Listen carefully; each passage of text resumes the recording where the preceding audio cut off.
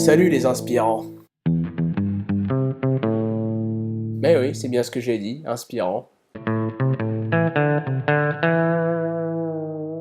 Si, en parlant de vous, c'est vrai que vous m'inspirez. Toutes les conneries que je peux raconter, c'est entièrement grâce à vous.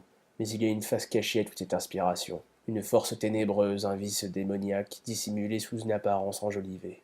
Je m'explique. Je lutte pour passer le moins de temps possible sur les réseaux sociaux, mais malheureusement je n'y arrive pas. Je suis comme qui dirait drogué au contact inhumain. C'est pourquoi en ce moment je suis en cure de désinformation. Les médecins sont formels, je pourrais m'en sortir, mais ce sera très dur et très long. Tant que ces plateformes nocives me tomberont sous le pif, je serai accro à cette came insaisissable. Elle est si peu chère et si facile d'accès que je crois bien que je suis foutu. Je mourrai donc d'une overdose d'inspiration, et je dois vous en remercier, vous qui m'apportez votre dose quotidienne, comparable à un bout de gomme de pneu dans le fond d'un baril d'essence rouillé. Comment? Vous pleurez?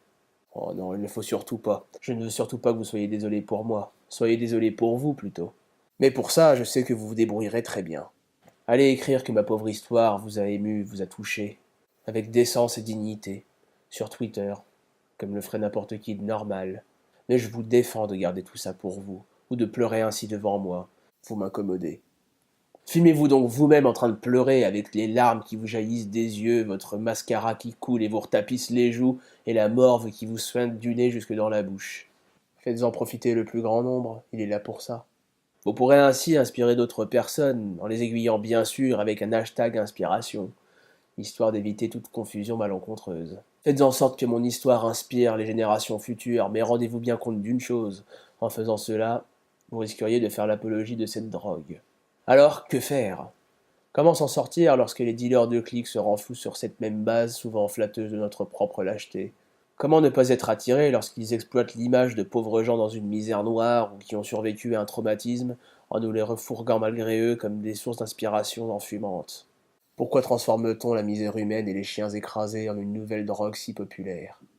Le plus grave, c'est que ce type d'inspiration est aussi addictif qu'il est contagieux. Est-ce la raison pour laquelle les grands barons de l'information ne se cachent même pas sur la nature de leur marchandise en la qualifiant de virale, comme d'autres seraient fiers de vendre du shit?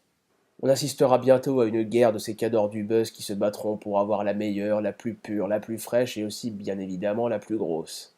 Tout cela, encore une fois, se fera au détriment de millions de victimes de leurs produits dont l'enveloppe alléchante cache la pire des dépendances. Par bonheur, j'ai réussi à me sevrer du BuzzFeed opioïde et du Huffington Post hallucinogène. Mais pour que la descente soit moins brutale, je m'autorise à prendre encore un peu de réseau social médicinal.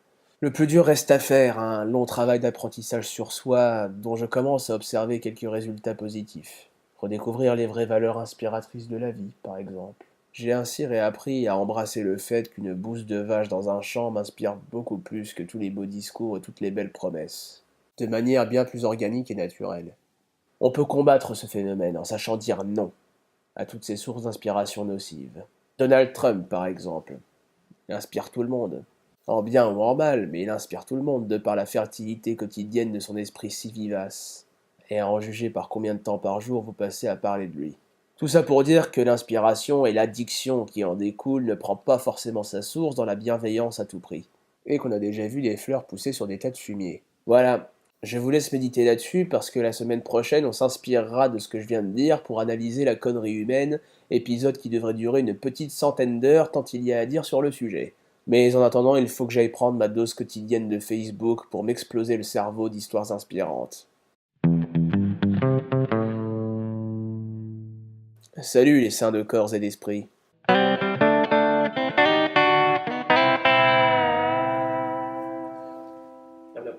Blablabla.